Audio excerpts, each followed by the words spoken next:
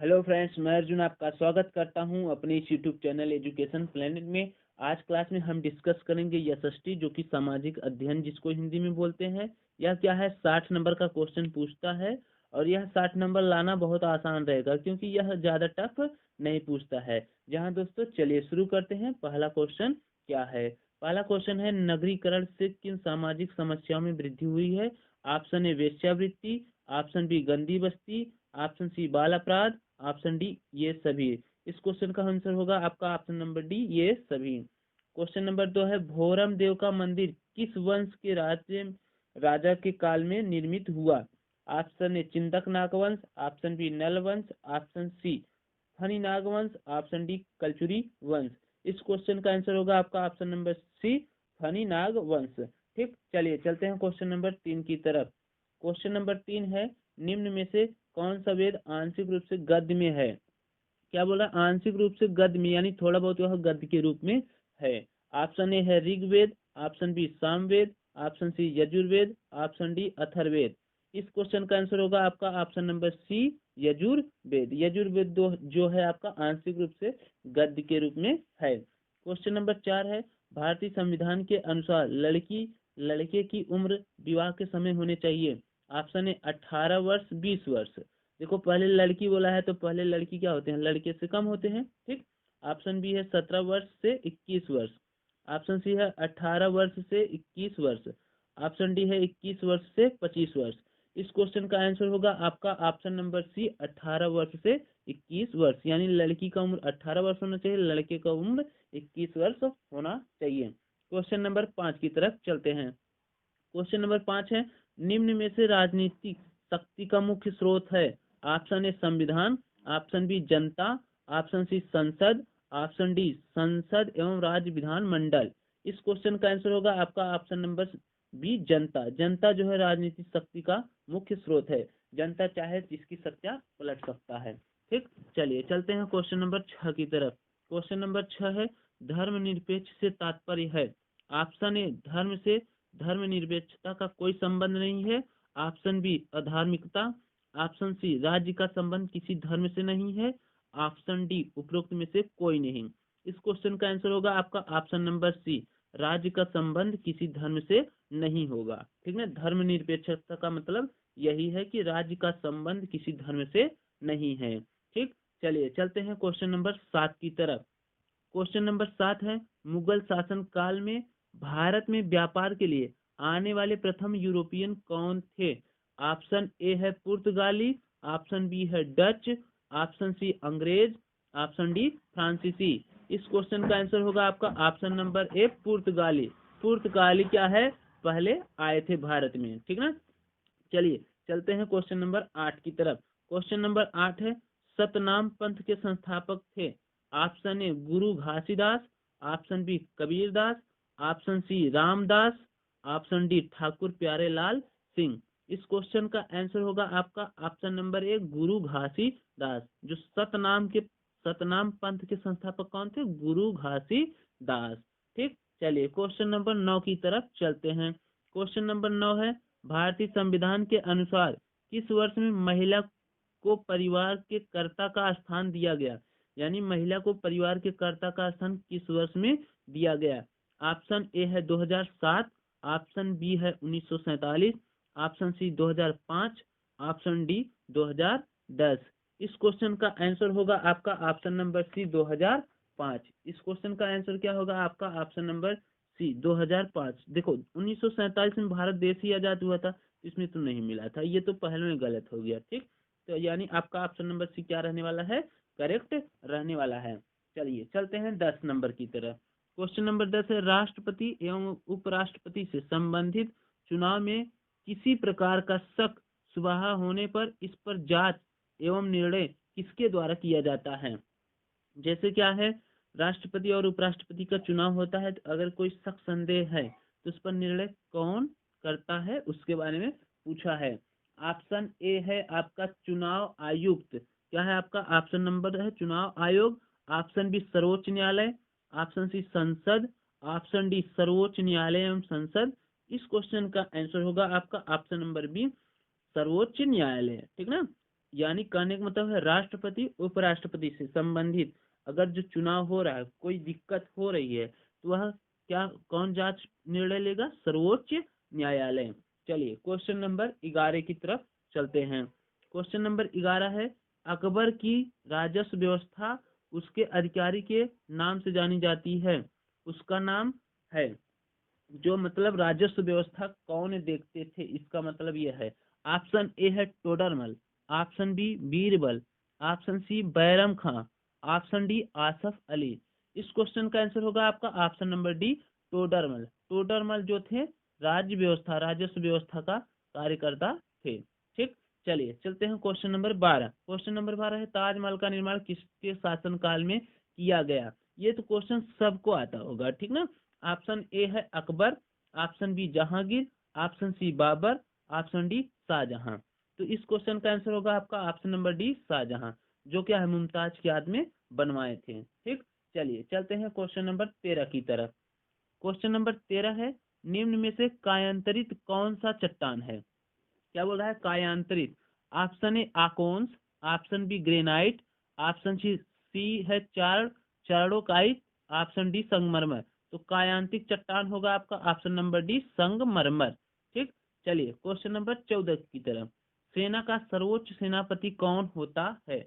Option A थल सेना, option B Bharat का राष्ट्रपति, ऑप्शन सी भारत के प्रधानमंत्री, ऑप्शन डी मंत्रिमंडल। इस क्वेश्चन का आंसर होगा आपका ऑप्शन नंबर बी भारत के राष्ट्रपति।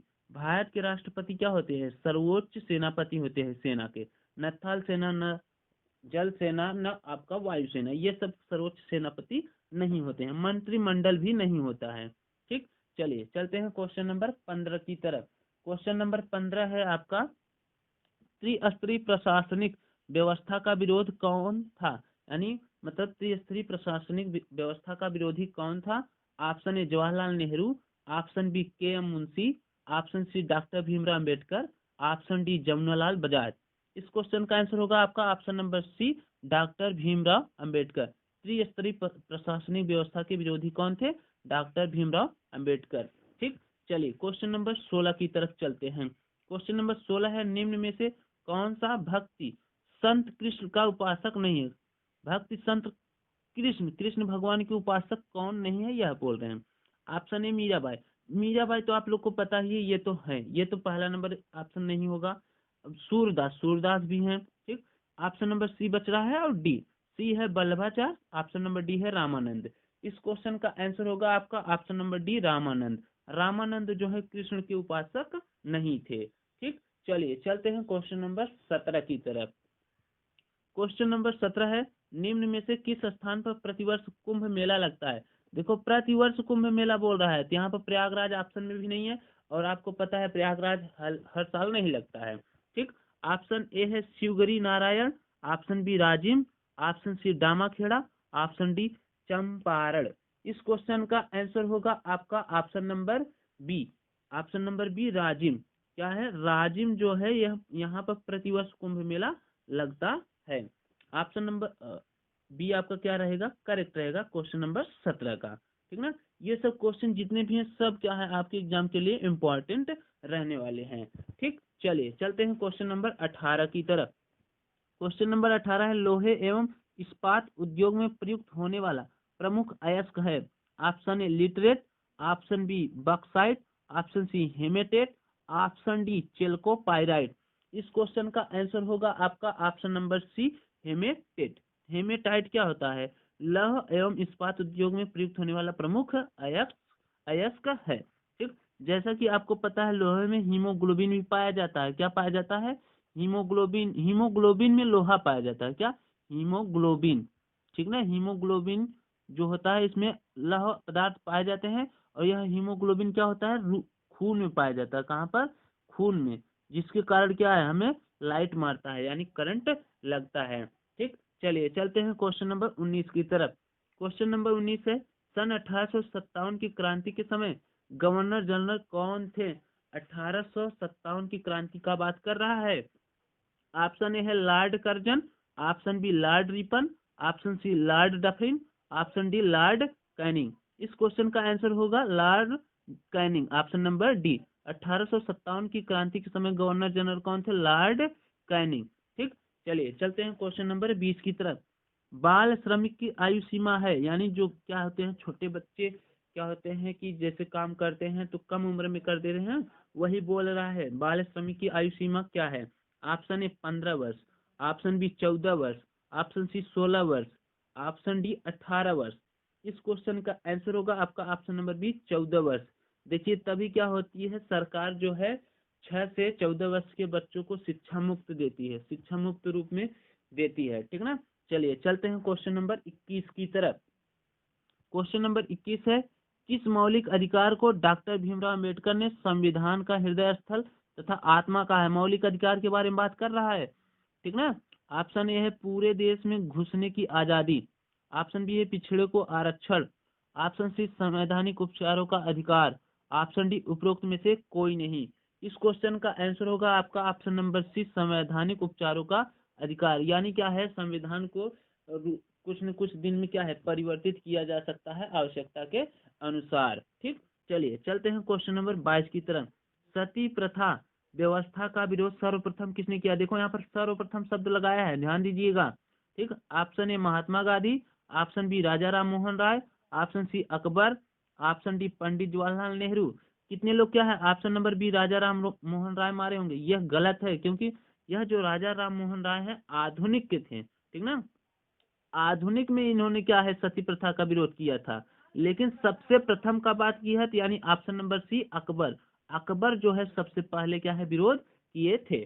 चलिए चलते हैं क्वेश्चन नंबर 23 की तरफ।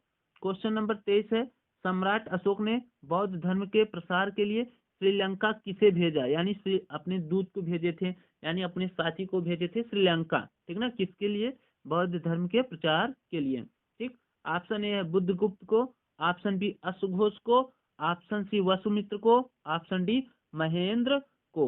इस क्वेश्चन का आंसर हो जाएगा आपका ऑप्शन नंबर डी महेंद्र को। किसको भेजे थे? महेंद्र को भेजे थे सम्राट अशोक ने बौद्ध धर्म का प्रसार करने के लिए। कहाँ पर?